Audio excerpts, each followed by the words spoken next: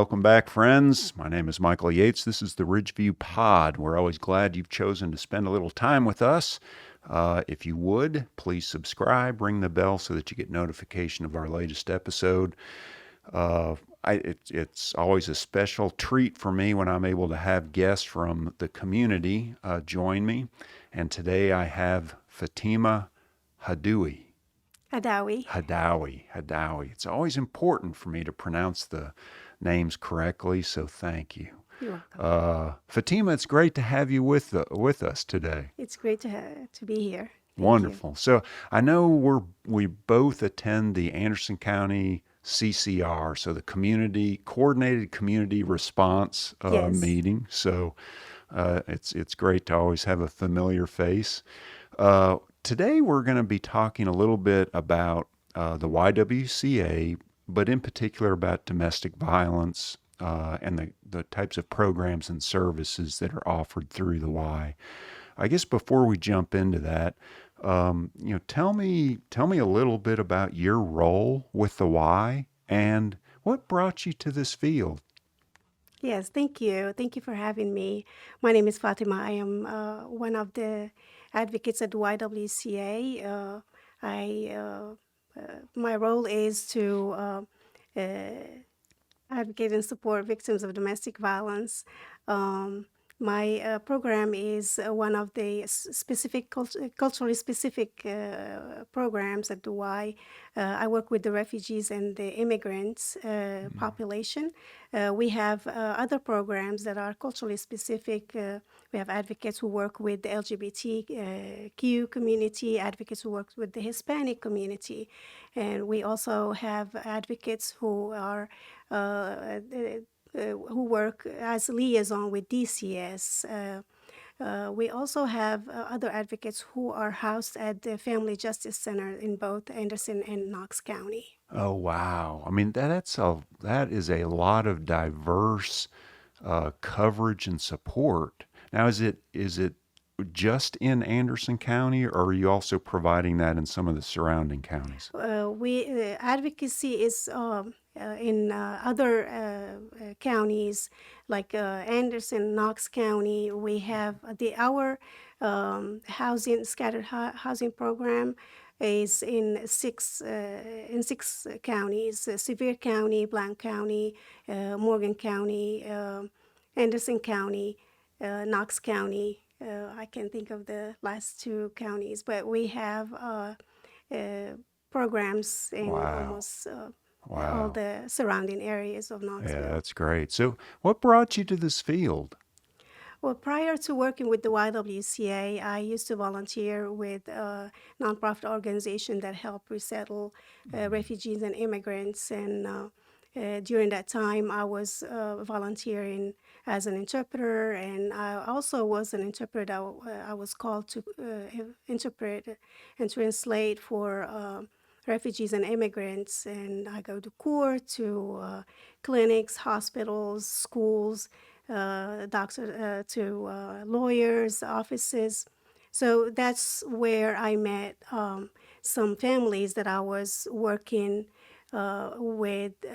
Besides helping them with the organizations, I was receiving calls daily. They call me to ask questions about where to go to learn English, where to go to apply for jobs. So many things that I would do to connect them, to help them connect with the services and the resources in the community.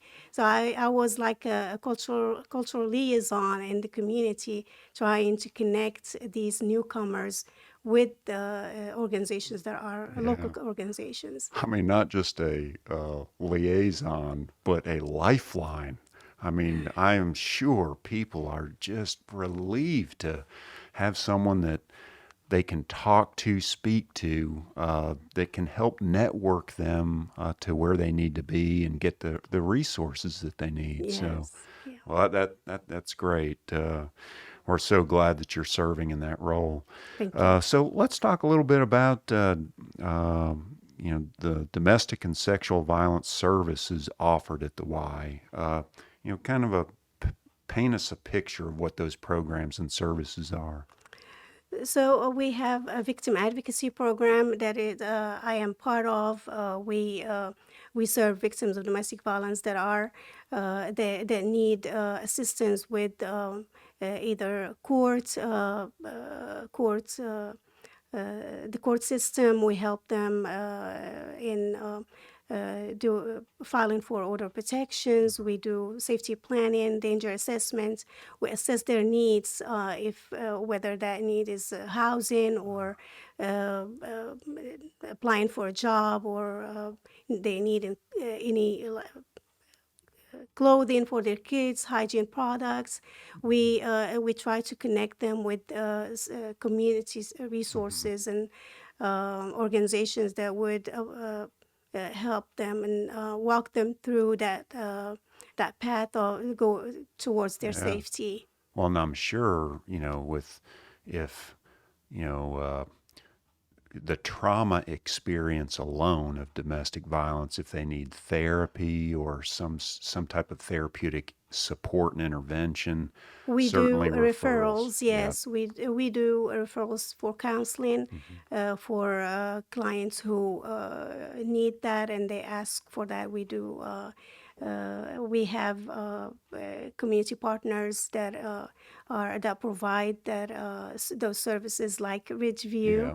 We're fortunate to have community services that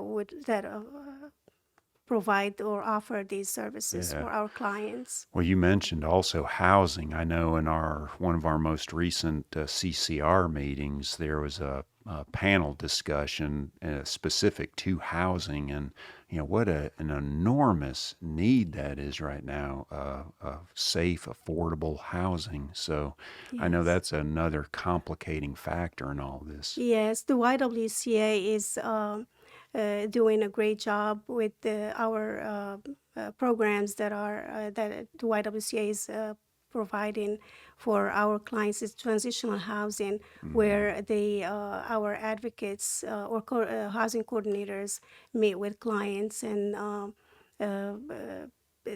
work with them towards getting their housing. They have to find their own. That's where the barrier come, because now the need of housing is very great.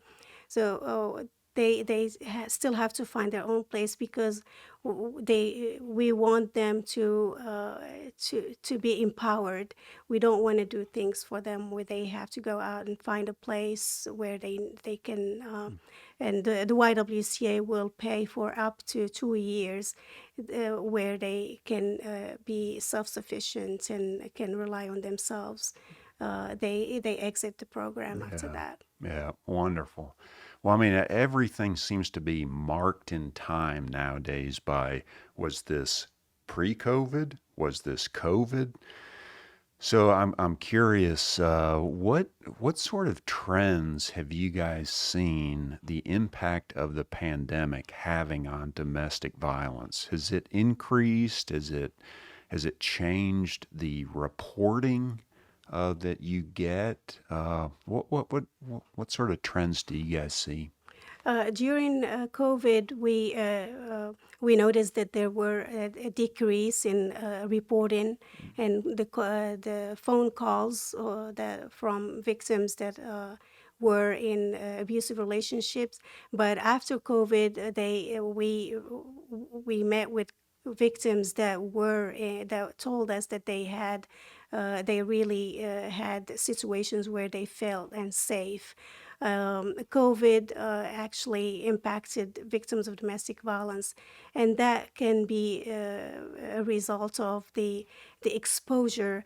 We will now that living or spending time with an aggressive person will may increase that there will be aggressive incidents, and that's one of the things that we heard from victims, Mhm. that they had to spend more time because due to unemployment, due to uh, the shutdowns or the Mhm. lockdowns, victims had to spend more time and be locked in with Yeah. these abusers. More quarantining at home, Yes, isolation at isolation. home. Yeah. Yes. Yeah. Well, I hope that where we are today, that you're seeing the safety of reporting trending in the right direction. We hope so too. So what are some of the barriers that lead to victims staying in the unhealthy relationship? There are so many victims, so many barriers. We can, and you just now mentioned isolation is one of them. When the victim is isolated from the community or from the support system that can, where they can find that go to if they feel unsafe.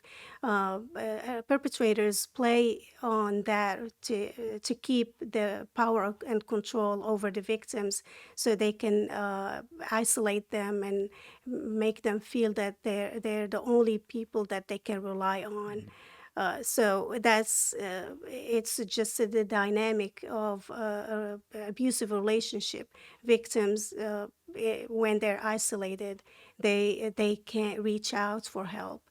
They're afraid to get out because they don't know where to go, who to call, or where to go for help.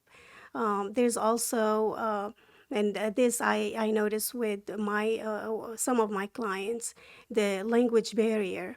If the victim is a non-English speaker, they don't know if they're gonna get the help they need if they reach out, and how they gonna approach people to ask them for help.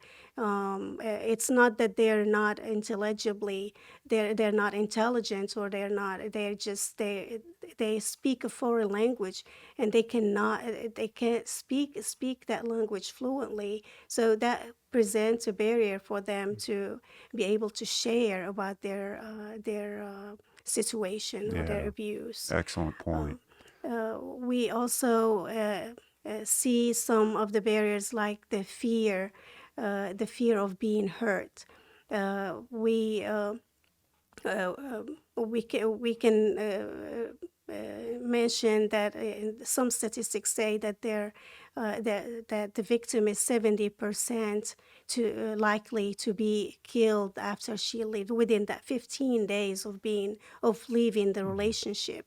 And that's scary. That's what sometimes keep the victim thinking twice before they Hmm. leave.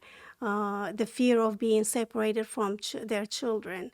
In the case of the immigrants or the undocumented victims, Right. they being deported and being separated from their children is a huge fear that prevent them from calling or reporting Yeah. abuse. Great point. Great point. Well, this is probably a great opportunity to get information out to folks. If someone is watching this, listening to this, and they are a victim of verbal abuse, violence, they don't feel safe, how can how should they access the YWCA? They can call the numbers, or they can go to our website, YWCA in Knoxville and Tennessee Valley. They can email us at info@ywca.com. Our phone number is, the main phone number is 865-523-6126. We answer the phone 24/7. They will be directed to the right advocate or the person that can help them.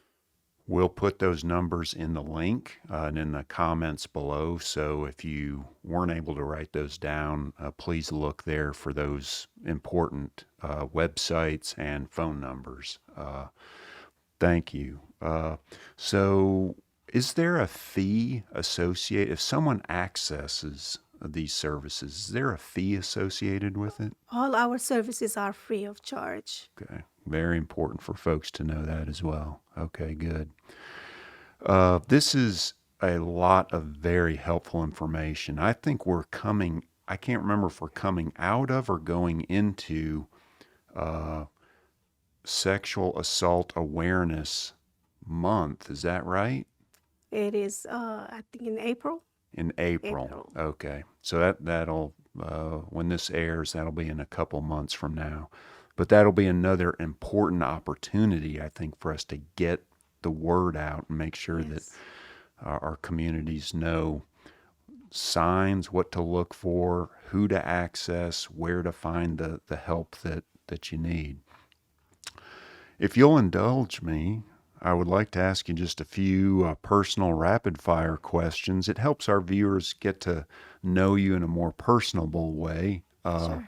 And I just have a couple here. Some of these are I hope you'll find fun, lighthearted. Let me find the right sheet here. There it is. So, Fatima, what would you say is your favorite family vacation? I'm going to be biased here.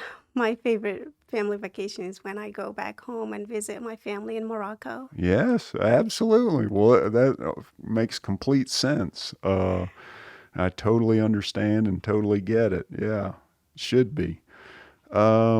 What would you say are the two most used apps on your phone?